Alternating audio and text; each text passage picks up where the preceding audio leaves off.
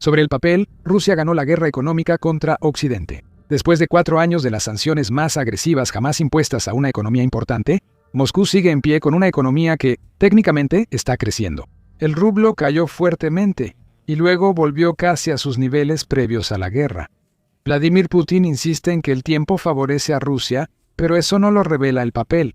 A inicios de 2026, las reservas líquidas del Fondo Nacional de Riqueza de Rusia, creado para absorber este tipo de impacto, se redujeron a menos de la mitad en dólares. Medido en relación con el tamaño de la economía, se había reducido aproximadamente 2.4 veces y el déficit presupuestario federal superó el plan oficial en aproximadamente 5 veces. Esa no es la imagen de un país adaptado, sino de uno que usa sus ahorros para sostener una guerra y espera en silencio que nadie saque cuentas. Hoy, estamos haciendo las cuentas porque debajo de esa superficie estable, Rusia carga con 10 debilidades estructurales. Aunque ninguna de ellas probablemente cause un colapso total, cada una de ellas está empeorando y varias se alimentan entre sí. Número 1.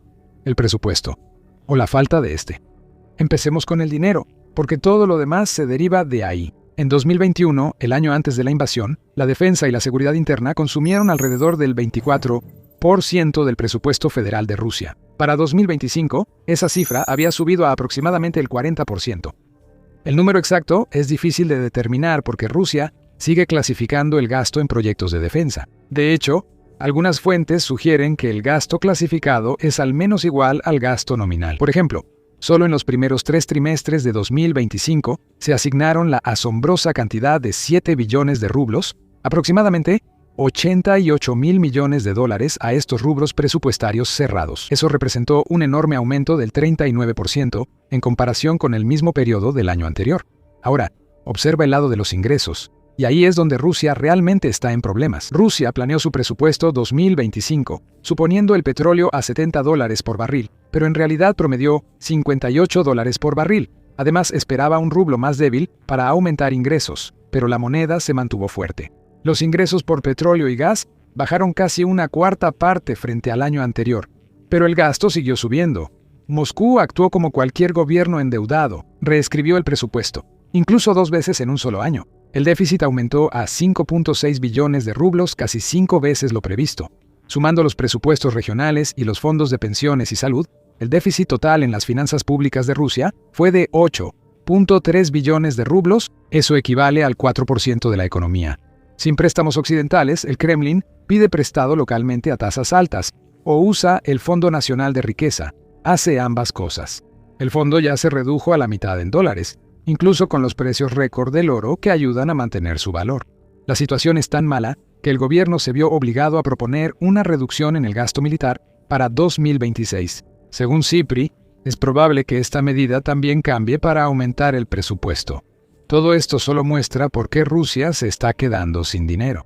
No puede mantener su crecimiento económico, y aún así necesita seguir destinando más dinero al ejército para no parecer débil o intentar avanzar. Eventualmente, va a ser una situación de pérdida. Número 2. La dependencia de China. El segundo problema proviene en parte del primero, relacionado con la economía de Rusia. Porque cuando Europa impuso sanciones, Rusia se vio obligada a buscar otros proveedores. China resultó ser un socio dispuesto.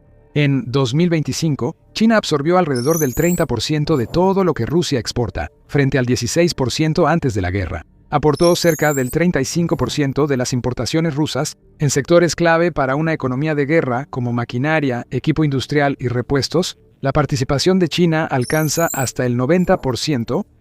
Todo lo que tienes que hacer es mirar el mercado automotriz para ver la toma de control en tiempo real. En 2019, las marcas chinas representaban solo el 2% de los autos nuevos vendidos en Rusia. Para 2025, representaban un poco más de la mitad. Los fabricantes de automóviles occidentales se retiraron, la producción rusa colapsó y Pekín llenó el vacío. Incluso el mencionado Fondo Nacional de Riqueza ahora depende de China, ya que el yuan chino representa cerca del 60% de sus reservas líquidas, pero la relación es sumamente desigual, ya que el comercio con Rusia representa apenas el 3% de las exportaciones de China. Para Pekín, Rusia es un cliente menor. Para Moscú, China lo es todo, y China lo sabe. Así que Pekín impone las condiciones. Exige grandes descuentos en el petróleo y el carbón rusos, hasta un 50% del precio que Rusia solía cobrarle a Europa. también retrasa la construcción de los gasoductos que Moscú está desesperado por construir, como el Poder de Siberia 2, y se muestra evasivo al proporcionar detalles completos sobre el financiamiento del proyecto de su parte. Incluso después de una reunión entre el presidente ruso Vladimir Putin y el presidente chino Xi Jinping, y de decir que entiende la necesidad de Rusia de acelerar el proyecto, China no proporcionó un cronograma actualizado. China también se niega a invertir en la producción rusa o a entregar tecnología avanzada. Con gusto venderá productos terminados a Rusia y extraerá sus materias primas, pero no ayudará a su desarrollo. Así que Rusia cambió una dependencia de Occidente que resentía por una dependencia de China de la que no puede escapar. Número 3. Los problemas tecnológicos. Un ejército moderno depende de tecnología moderna, y Rusia se está quedando poco a poco sin ella. Durante 30 años, Occidente controló casi toda la economía moderna de Rusia. La Unión Europea y Estados Unidos sumaban 2/3 de la inversión extranjera directa. Pero la invasión lo cambió todo de inmediato. La inversión extranjera, que a finales de 2021 rondaba los $500.000 millones, se redujo a menos de la mitad. Y lo peor es que nadie la reemplaza rápido, ni siquiera China.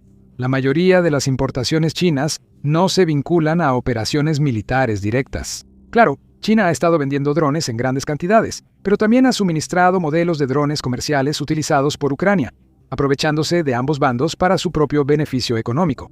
La combinación de una economía estancada y la dependencia de un socio que no permite la exportación de tecnología avanzada significa que Rusia está perdiendo lentamente su estatus como uno de los países más avanzados tecnológicamente. Rusia gasta apenas 1% de su economía en investigación y desarrollo en comparación con el 3.3% en Estados Unidos o casi 5% en Corea del Sur. Esto podría significar menos dinero cada año y que Rusia se quede aún más atrás, ya que gran parte de su gasto va al sector militar, no a la economía civil. Luego está el hecho de que Rusia también está perdiendo acceso a una de sus principales capacidades para financiar el crecimiento, ya que Ucrania ha estado atacando las refinerías de petróleo rusas con ataques de drones de largo alcance. En un país normal, arreglas los daños y vuelves a empezar. Pero las refinerías rusas también están llenas de equipos occidentales, restos de décadas de importar tecnología que el país no tenía. Las piezas de repuesto están sancionadas, por lo que las plantas atacadas no pueden conseguir componentes ni mantenimiento para reactivarse rápido. Un dron puede dejar inactiva una refinería por semanas, afectando el suministro nacional y obligando al Estado a costosas intervenciones de emergencia. Número 4. El agujero negro de trabajadores. Incluso si Rusia pudiera arreglar todas sus refinerías de petróleo y restablecer todas las líneas comerciales con el mundo, lo más probable es que no pudiera realmente hacerlas funcionar a tiempo. Eso se debe a que el país tiene uno de los problemas demográficos más paradójicos. Una tasa de desempleo baja de solo 2.1% a finales de 2025. Aunque esto podría sonar como una bendición económica para los no iniciados, en realidad es todo lo contrario. La mayoría de los países occidentales han tenido tasas de desempleo que rondan el 6.4% durante los últimos 4 años. Como recordatorio rápido, la tasa de desempleo se calcula dividiendo el número de personas desempleadas entre el total de la fuerza laboral, y luego multiplicando el resultado por 100 nisachuntesin. El mundo sufrió una pandemia, pero la tasa de desempleo bajó frente a los niveles previos al COVID, pero Rusia tiene entre 1.5 y 2 millones de empleos sin cubrir, y simplemente no hay suficientes trabajadores para ocuparlos. Peor aún, las razones se están acumulando unas sobre otras. Para empezar, la población está envejeciendo rápidamente, ya que hay aproximadamente 7.5 millones más de rusos de 60 y tantos que de 20 y tantos. Las generaciones grandes se están jubilando, y las generaciones pequeñas, nacidas en los caóticos años 90, no pueden reemplazarlas en grandes cantidades. La guerra empeoró dramáticamente el problema. Cientos de miles de hombres en edad laboral fueron reclutados o murieron en el frente, y muchos más huyeron del país para evitar la movilización. Estos eran los especialistas en TI e ingenieros con las habilidades que Rusia requería. La represión del Kremlin contra migrantes cerró el acceso a la mano de obra que antes cubría esos vacíos. Además, el país enfrenta tal escasez de soldados que sigue incrementando las bonificaciones por conscripción. En 2025, algunas regiones informaron que el 4.5 veces mayor que el salario anual promedio, y esto desencadena una reacción en cadena. Los altos salarios en el ejército reducen la mano de obra en otros sectores, elevando los salarios más rápido que la productividad y generando inflación. Así que no hay suficientes personas para los trabajos en Rusia, y aún así esos trabajos que existen no pagan por las cosas que Rusia necesita. El mercado de bienes no esenciales, como la industria automotriz, es un gran indicador aquí. En la segunda mitad de 2025, los fabricantes de autos rusos, Avtovaz, Kazaz y Gaz, estuvieron tan presionados por la caída a la mitad de las ventas de camiones que redujeron la semana laboral a 4 días. Esto significa que los trabajadores ganan menos y el ciclo sigue. Número 5. La espiral demográfica de muerte. La escasez de trabajadores se relaciona con la cifra más sombría del informe. La población de Rusia ha disminuido la mayor parte de los últimos 30 años, la tasa de fertilidad tocó fondo en los 90 y no se recuperó lo suficiente para ser relevante. Pasó de un mínimo histórico de 1.16 en el 99 a un supuesto máximo de 1.78 en 2015 y luego volvió a bajar a 1.4 en 2023. La inmigración solía cerrar la brecha, pero incluso eso dejó de funcionar cuando la migración neta se volvió negativa en 2022. El país se reduce por bajas tasas de fertilidad y más personas emigrando que llegando. Después vino la guerra. Estimaciones independientes, recopilando registros públicos, sitúan el número de soldados rusos muertos en el frente en al menos 220,000 para mayo de 2026. El Ministerio de Defensa de Rusia no publica cifras de muertos desde septiembre de 2022, cuando reportó menos de 6,000 y no a ni. La diferencia entre la propaganda y los cementerios es grande, y el Kremlin oculta las cifras reales, así que no puedes verlas. Entonces, ¿cuál es la respuesta del Kremlin? No el tipo de política que de verdad podría funcionar. En cambio, ofrece incentivos financieros para escolares embarazadas, nuevas restricciones al aborto y reprime a los mismos migrantes, sin los cuales la economía no puede sobrevivir. Este es el espiral. La guerra mata a los hombres en edad de trabajar. Menos hombres implica menos trabajadores y padres, lo que lleva a menos niños y en una generación a una fuerza laboral aún menor. La guerra está destruyendo el futuro de Rusia. La guerra aún no termina y empieza a afectar más a los rusos en grandes ciudades, lo que nos lleva al siguiente punto. Pero antes de eso, asegúrate de suscribirte a The Military Show para más análisis diarios como estos. Seguimos todo lo que pasa en la geopolítica global, para que te mantengas informado. Número 6. Los veteranos que regresaron a casa violentos. Ahora, algunos de los soldados sí regresan a casa, y para un número creciente de comunidades rusas, eso es una catástrofe en sí misma. Rusia reclutó criminales convictos de prisiones prometiéndoles indulto para llenar sus filas. Arrojó a hombres traumatizados, a menudo brutalizados, a la picadora de carne, y luego envió a los sobrevivientes de regreso a la vida civil sin apoyo real, sin rehabilitación y con un indulto en el bolsillo. El resultado es lo que esperarías. Según los recuentos del medio independiente Virskaya, para finales de 2025, los veteranos que regresaron de Ucrania habían matado o herido gravemente a más de 1,000 personas en Rusia, con al menos 551 muertos. Y esos son solo los casos documentados. Los datos sobre crímenes lo respaldan, ya que 2024 tuvo el mayor número de delitos graves en Rusia en 14 años, y la tendencia siguió aumentando en 2025.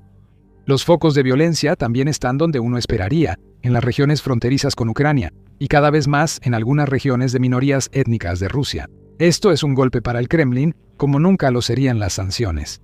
El ejército ruso siempre fue motivo de orgullo nacional. Ahora los rusos ven a asesinos indultados en sus calles y leen sobre comandantes que torturan a sus hombres y envían heridos a morir. El mito del soldado heroico que Rusia está tan desesperada por publicitar se está convirtiendo en miedo, y el Estado, básicamente, no ha hecho nada. No hay un programa serio de rehabilitación ni sentencias más severas, pues admitir el problema implicaría reconocer que la guerra lo causó, y el presupuesto limitado impide crear programas gubernamentales amplios de salud mental. Incluso el Fondo Estatal Defensores de la Patria, creado para ofrecer asesoría psicológica, tiene alcance limitado y no apoya a quienes más lo requieren. Con cada vez más soldados regresando a casa, el público se está dando cuenta de lo problemático que se ha vuelto la guerra, lo cual está directamente relacionado con el siguiente problema.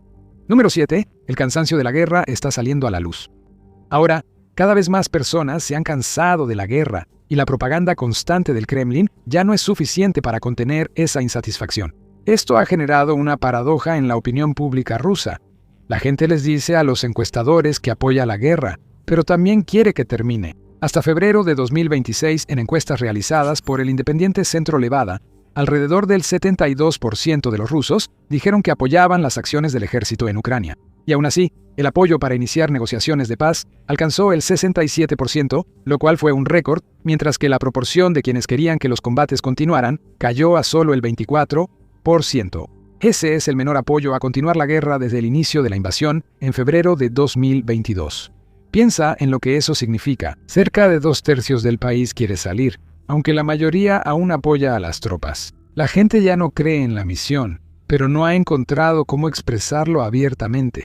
El apoyo a las negociaciones es mayor entre mujeres, rusos menores de 40 años residentes rurales y quienes obtienen noticias de redes sociales y YouTube en vez de la televisión estatal. El Kremlin aún controla la radio, pero no Internet, y la generación que creció en línea es la menos dispuesta a seguir luchando. Un detalle crucial es el último refugio del Kremlin. Cuando los rusos hablan de negociaciones, casi siempre buscan un final favorable para Rusia. Más de la mitad opina que, si no se logra la paz, Rusia debe golpear más fuerte a Ucrania. Ese agotamiento indica que la gente cree que Rusia debe intensificar los ataques, pero no hay quien los realice. La movilización se desaceleró a inicios de 2026, y el reclutamiento por contrato cayó cerca de 20% respecto a 2025, pues es más difícil mantener inscripciones. Cuando la población está cansada y pasiva, es más probable que rechace una movilización abierta, que sería la única forma de Rusia para reunir personal y terminar la guerra a su modo. Número 8. El país se está desmoronando físicamente. La infraestructura básica de Rusia es de la era soviética y no se ha modernizado. Cuando llegó la guerra y el presupuesto se vio presionado, el gobierno intentó ahorrar reduciendo aún más el mantenimiento, que ya era esporádico. El invierno de 2023 a 2024 trajo la peor ola de averías en 2 décadas, con cortes de calefacción y agua para potencialmente millones de personas en pleno invierno. Y solo en enero de 2026, Rusia registró casi 1.800 interrupciones separadas de electricidad, agua y calefacción, aproximadamente el doble que en el mismo mes del año anterior. Aquí está la gota que colma el vaso. Aunque las tuberías revientan, las facturas suben. Las tarifas de servicios públicos subieron en promedio 12% en 2025 y más de 20% en algunas regiones, afectando sobre todo a pensionados y pobres rurales. Incluso la infraestructura más reciente está cayendo, esta vez ante la propaganda rusa. En un esfuerzo por protegerse de los ataques con drones, el gobierno ruso ha comenzado a eliminar sistemáticamente el acceso a Internet en las regiones más cercanas a Ucrania o que albergan objetivos militares vitales. También comenzó a prohibir la popular aplicación de redes sociales Telegram, reemplazándola con una versión pirata hecha en el país, Max. Pero se ha descubierto que esta última tiene graves problemas de seguridad, al grado de que el gobierno también sugirió que los soldados regresaran a Telegram. Puedes ver por qué esto es políticamente delicado. Los rusos pueden tolerar una guerra librada por personas sin nombre que vienen de regiones pobres, pero cuando esa guerra afecta directamente el suministro de calefacción en las regiones lejanas o el acceso a Internet en los grandes centros de población, de repente es mucho más difícil de ignorar.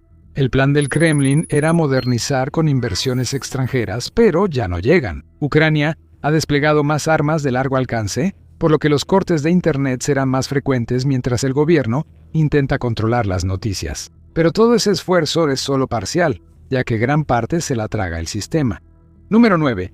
La corrupción devorando la maquinaria de guerra.